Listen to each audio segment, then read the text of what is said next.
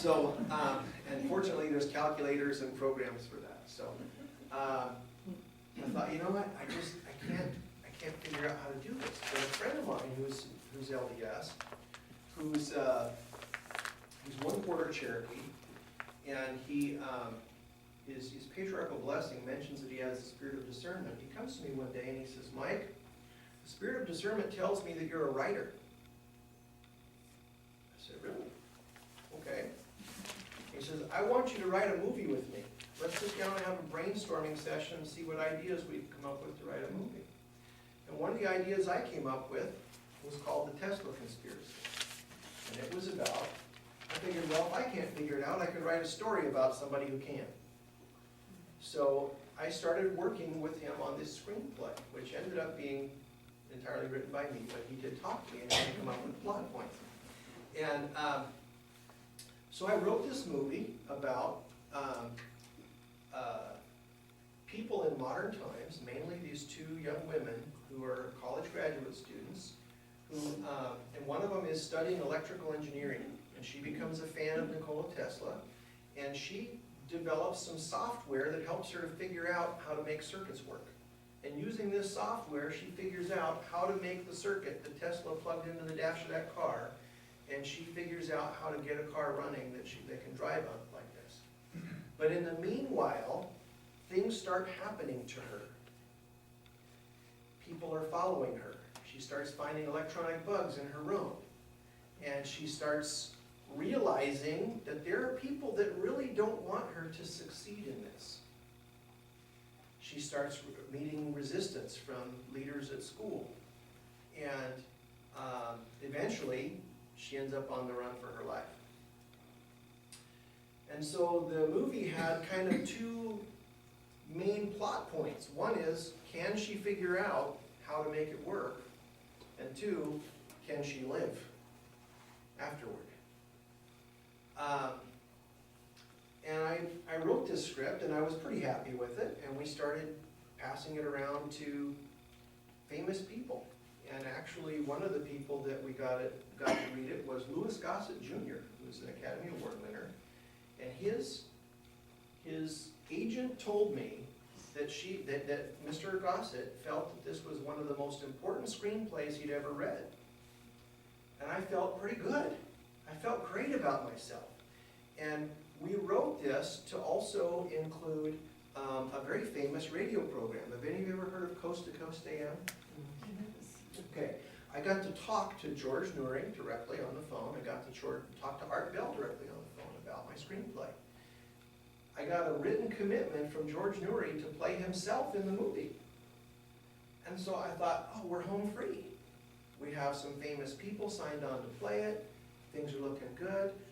George Noory interviewed my friend Mark, who was going to be the producer and director, the one who told me I was a writer by the spirit of discernment. He was interviewed on Coast to Coast AM. Talked for 2 hours about Nikola Tesla and a little bit about the movie.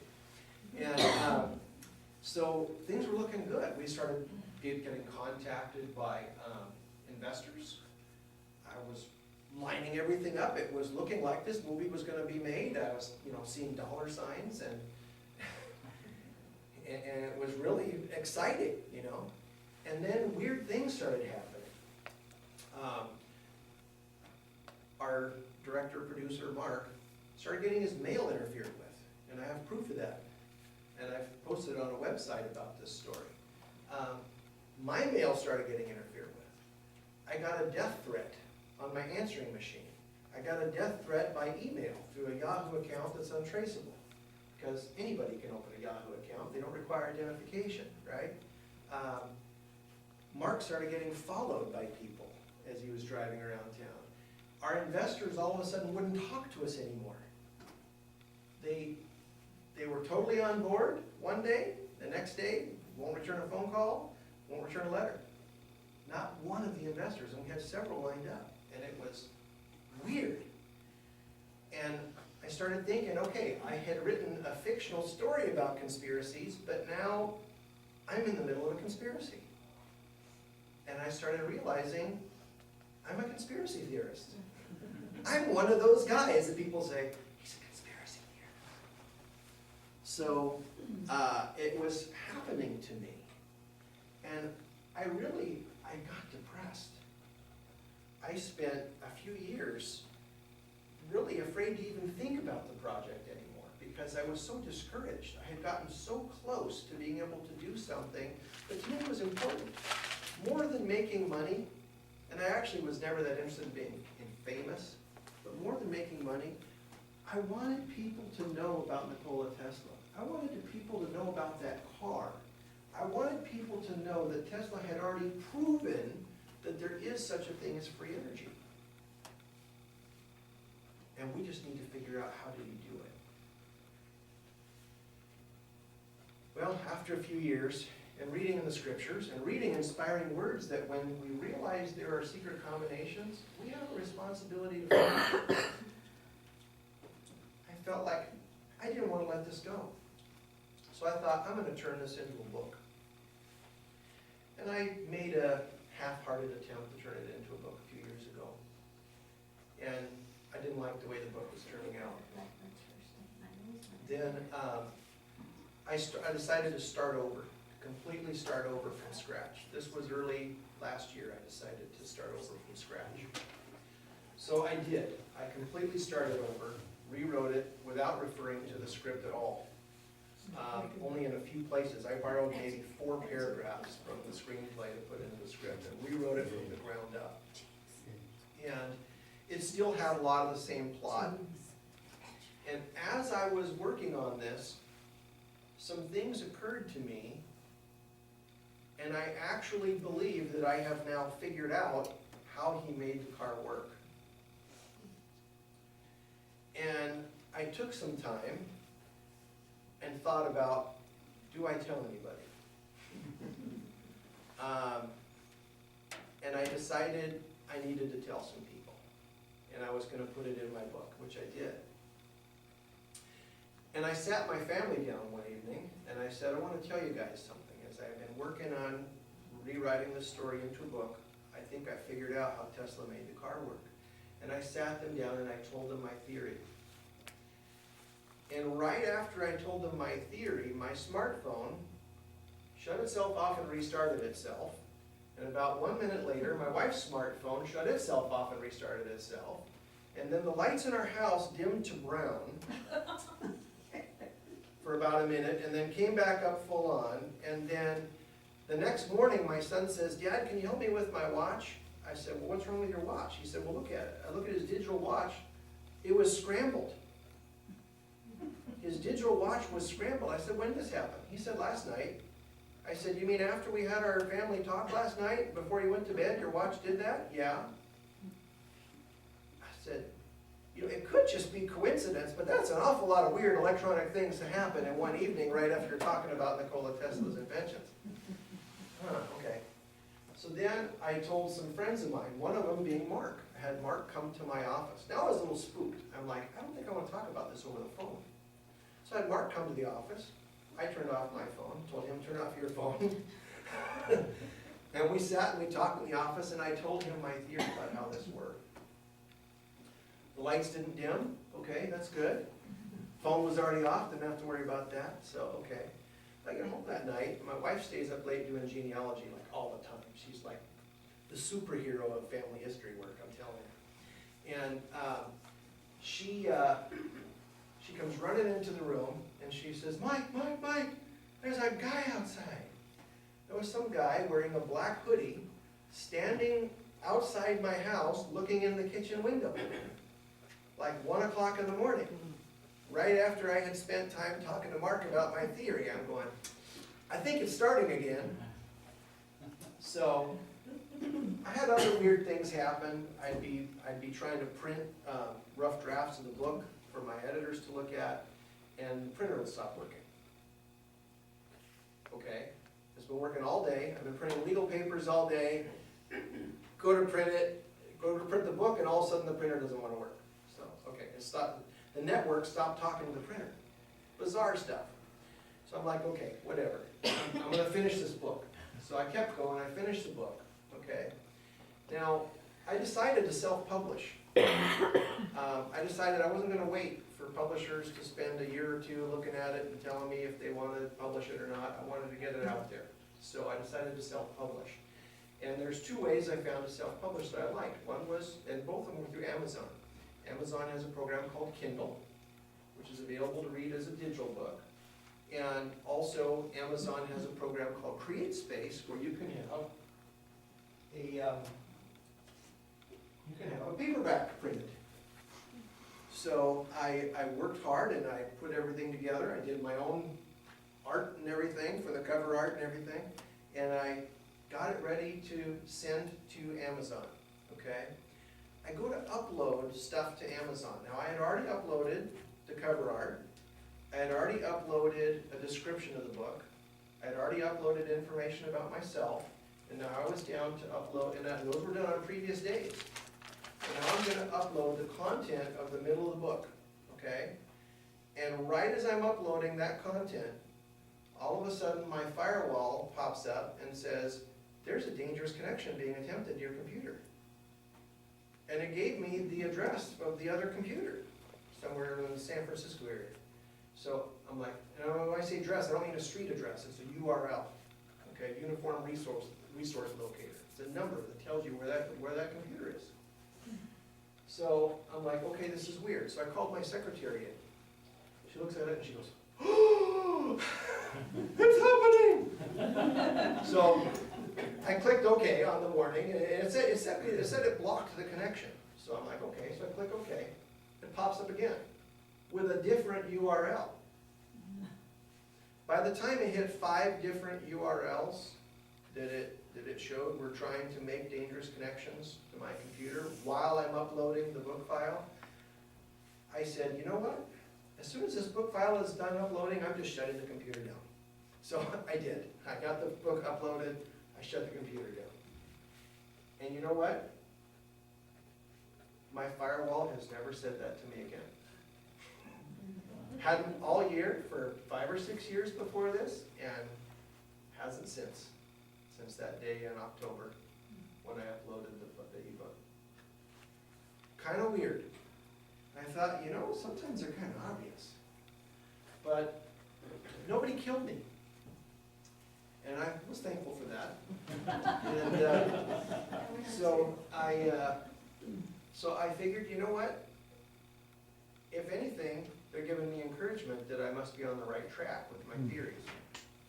So I wrote the book, and the book is, it's a fictional story, but it's a fictional story that's about truth. It's about true history regarding Nikola Tesla. It's about what I really believe is a real historical conspiracy to try to erase Nikola Tesla from our memories, to try to keep us from remembering he's the real inventor of the radio.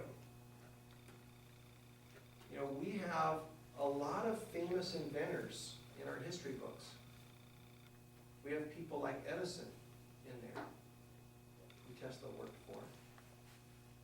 We have people like Ford in there.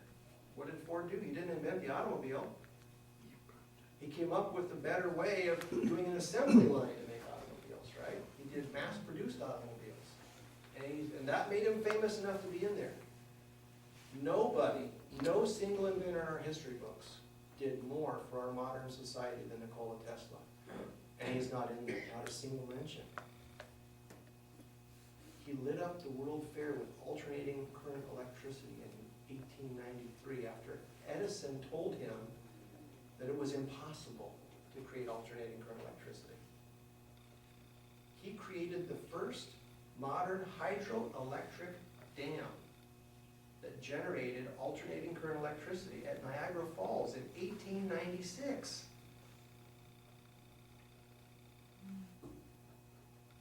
He has contributed so much to this world and to our modern lives that the mayor of New York, who got an airport named after him, LaGuardia, went on the radio after his death and said we'd all be living in the dark without Nikola Tesla's contributions. The wheels of industry would stop turning without Tesla's contributions. The President of the United States honored Tesla after his his death. And yet, for some reason, he's written out of our history books. So, what I've done here is I've put together some sample pages. I didn't want to just be here selling books. So these are sample pages. It has the entire prologue of the book and then some selections from other pages in the book. And so there is about 20 pages here of a free sample. I've got 24 copies I printed. I wasn't sure how many people would be here. So if you're interested in one, please take it. If there's not enough to go around, then please, if you're a couple and you can share, then please do that. But there's some free samples of the Tesla conspiracy that I wrote, and hopefully you guys will enjoy it. And if you like it enough and you're interested in getting the book, I'm going to tell you something about the book. It costs about $5.99 to buy it as an ebook. It costs $14.99 to buy it as a paperback. And I make almost exactly the same money off of it either way. So if you want to be cheap and pay $5.99, I'm going to make the same $4 and change either way. So, doesn't bother me. If you're not interested in buying it, that's fine with me too. I appreciate the opportunity to come here and speak to you and to tell you something about Nikola Tesla. And to remind you that we should be wary of secret combinations. They are real. There are secret combinations among us. This is the first book in a series. My second book is going to be called The Tesla Retribution. I just started writing it Saturday. I was working on outlining it, and I started writing the prologue for that one on Saturday. And the third book in the series is going to be called The Tesla Conspirators. And so I do plan to get more depth into modern secret combinations in these books, using a fictional storyline to try to be entertaining. I've seen some hands, so I think it's a good time to start taking questions. Your hand was up first several times. Does this tell us how to get free energy? It does. Not in the free sample. The book, That's what I mean. the free sample does not reveal the secret to free energy. I did save that for the one we have to buy. So yes, you? Do you have any idea who the conspirators are? Are they government? Are they? I do. This book doesn't go into a lot of detail about who they are. I'm saving that for the third book, but I don't have names. You might not be alive then, you gotta tell. Yeah. I don't have names of people, but I have a good idea of who would be the most motivated to not want this information out there. Would it be government, industry, energy? Yes. The second book is going to be pointing out that I believe that there are already some really ridiculous ways that government and industry conspire together. You ever heard of the FDA? Yeah. I'm going to come right back to you, but this gentleman here raised his hand a few times as well. No, he crossed swords with Edison, and Edison pushed him back. When he came here from what for a while was known as Yugoslavia, he was Serbian, born in the village of Smilja, outside of Belgrade. When he first came here, and he already had a degree, he went to work for Edison. He was impressed with Edison. He tried to talk Edison into changing from direct current electricity to alternating current because it was more powerful, more efficient, more reliable. Edison told him he was nuts and that he just spent millions of dollars creating a whole system of direct current electricity and supplying power to all these customers, and you don't want to have to retool everything. Edison did tell him, if you can find a way to increase the efficiency of my direct current motors up to this level, I will give you $1 million bonus. And Tesla promptly surpassed that level, that goal, and he told him, and Edison said to him, one thing you need to learn about Americans is sometimes we're just kidding around. So yes, he crossed swords quite a bit with Edison, and in fact, there was an announcement at one point that he was going to receive a Nobel Prize and that he and Edison were going to share in the same Nobel Prize, and he refused to receive it because he didn't want to be there with Edison, and therefore they took him off of the Nobel Prize. No. Yes.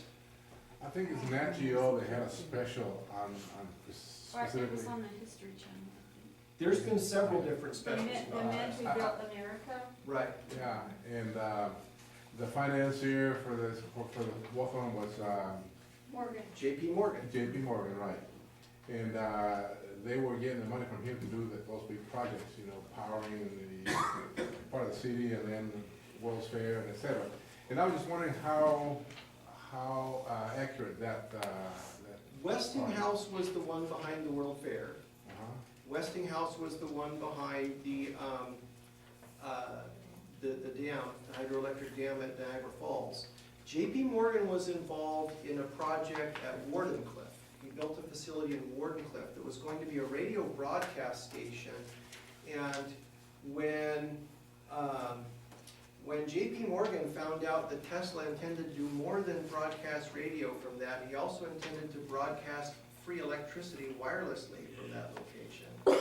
Morgan said, well, how are we going to meter it and figure out how much to charge for it? And Tesla was like, we're not, that's the beauty of it, we're just gonna give away free electricity.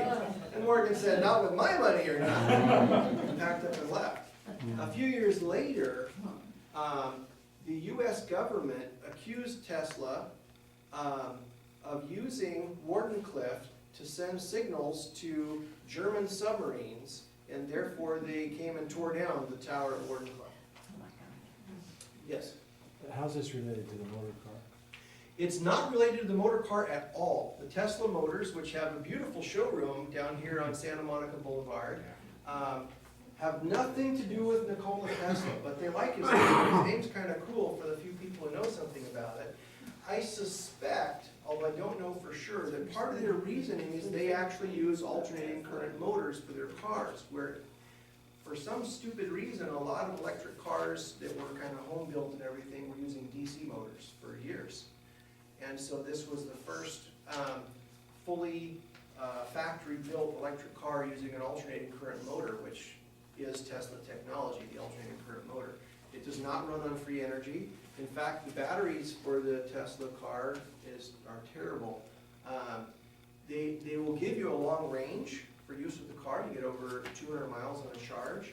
But if you leave that car sitting unplugged for 1 month and you go to plug it in again, the batteries will be dead, unable to accept a charge, and they're not covered by warranty. So if you want to replace them so that your $100,000 sports car will be able to drive after you've owned it for a month, it's $35,000 to replace those batteries. In my opinion, they're using the wrong batteries. They should be using prismatic cell batteries. I see another hand over here too. No, I had that same question. Okay, the same question about the car? Yes. Good question. Yes? Where's the book available? I appreciate that, thank you. The best place to buy the book is on Amazon, because you can order it as either a paperback or as an ebook on Amazon. I have some with me here. Good. I brought some with me. I brought about, I don't know, probably about 14 copies with me. So if you're interested, you can talk to me afterward. I really didn't feel like I was here to sell books, but I figured what the heck. Well, we told him to So- bring some, just in case. Yeah, she told me to bring some just in case. I was ordering books anyway because I'm gonna have a book signing coming up. I had a weird experience with Barnes & Noble where I contacted Barnes & Noble and said, hey, can I do a book signing? I recently published a book. They said, well, is it for sale in our stores? And I said, I don't know. And she looked and she said, I don't see it for sale in our stores, so you can't do a book signing here. But here's a way that you can submit the book for consideration, and after many months, we might consider you for a local author's night book signing. So then this lady contacted me from my ward, and she says, you know, my son really looks up to you, and I want you to sign the copy of the book that I'm going to give him for Christmas. So she brings it to me in this box. And the box said barnesandnoble.com. So I went to barnesandnoble.com and I looked on it, and there's my book for sale, and it was actually cheaper there than it was on Amazon. So I looked at that and I thought, So I contacted the lady at the local Barnes and Noble again. I said, you know, you are selling my book on your website, so now can I participate in the local author night? So she looked and she said, yeah, you can participate. You need to bring at least 20 copies of your book and all that, so she lined me up for the local authors night that's coming up in a few months. So, anyway, so that was a weird experience. Any other questions? Yes. The Tesla's coil up at the observatory, Yeah. what, is that an actual coil? Nikola Tesla did invent the Tesla coil. In fact, I almost brought a mini one with me. I almost brought a mini one with me that I have on my desk at my office that plugs into my laptop. The Tesla coil is a very useful device and actually is in use regularly. Has anyone here ever heard of a coil wire? Coil? You say Coil wire. C-O-I-L? Yeah. No, C-O-I-L. Wire. Anyone have one in their car, a coil wire? Okay. I'd like to know if any of you managed to drive here without a coil wire. You're right. I don't think you can do it. I don't think so. The coil in the car, what does it do? It multiplies amperage onto itself so that a 12-volt battery can run that starter and get the car going, okay? That is invented by Nikola Tesla. We wouldn't be driving those cars today without that coil wire. A lot of modern appliances require the Tesla coil to multiply electricity onto itself. Now, we see them in movies, Yeah. usually with a mad scientist, which is what a lot of people thought Nikola Tesla was, and in some ways he was a mad scientist. He did some crazy things once in a while. For example, he told people that he could transmit electricity through the ground without having wires. He could pump the electricity into the ground and it would go somewhere and you could use it. And he had a laboratory near Colorado Springs, Colorado, in the late 1800s. And the townspeople laughed at him. They said, oh, that's a ridiculous idea. So he pumped a bunch of electricity in the town, directed it towards Colorado Springs, and next thing you know, every light pole and every mailbox in town was glowing with electricity. Please, Mr. Tesla, will you turn it off? So that's kind of a mad scientist thing to do, but his Tesla coil could multiply amperage and voltage onto itself so that it would become a different level of electricity. What the Tesla coil does that's used as a mad scientist prop is that it doesn't have any place for the electricity to go. So as the electricity multiplies onto itself, it finally starts shooting out in plasma that looks like lightning. And he had a huge Tesla coil in his laboratory, and he'd be sitting there working, and there'd be lightning going bzzz, bzzz, bzzz, all around him. And he even did demonstrations in the 1800s where he would sit on top of a Tesla coil and have electricity go through his hands and do things. He did crazy stuff with electricity. He understood the way electricity worked so much better than any of us could hope to. An electrical engineer told me some years ago that we see what electricity does, but we do not know what electricity is. Did Tesla know? If he didn't, nobody ever will. Tesla knew so much more than the rest of us did. Tesla discovered microwave radiation, which is not only the basis for microwave ovens, it's also the basis for radio and cell phones. So yeah, he understood electricity in a really interesting way. One of the things he said was that he could create electricity by building an iron rod, interesting iron rod, and he would plant one end of it in the ground, and he would have it a mile high, going out to where it's really cold in the atmosphere, okay? And he said what would happen is that because of the nature of metal, it would be hot, it would be warmer at the bottom of the pole, it would be colder at the top of the pole, and the pole would try to equalize itself by sending some of the warmth upward and sending some of the cold downward. And he would attach two wires to it to tap into the natural flow of electrons that would automatically be happening in that metal, just because of the difference in electricity. There's a fun part in the book where the main characters are trying to figure out how he made this work, and they considered, is it possibly from metal equalizing changes in temperature, but they decided that a mile-high pole pulled behind a car on a trailer might not be able to get under all the bridges. So, is there any other questions? Are his notes available? This is a really good question. Nikola Tesla immigrated from a different country, and even though he spoke several languages, including English, very fluently, even though he rubbed elbows with the rich and famous, and one of his best friends was a guy named Samuel Clemens, who you might know more as Mark Twain, even though he was friends with Charlie Chaplin and all these other famous people, the government did something really weird.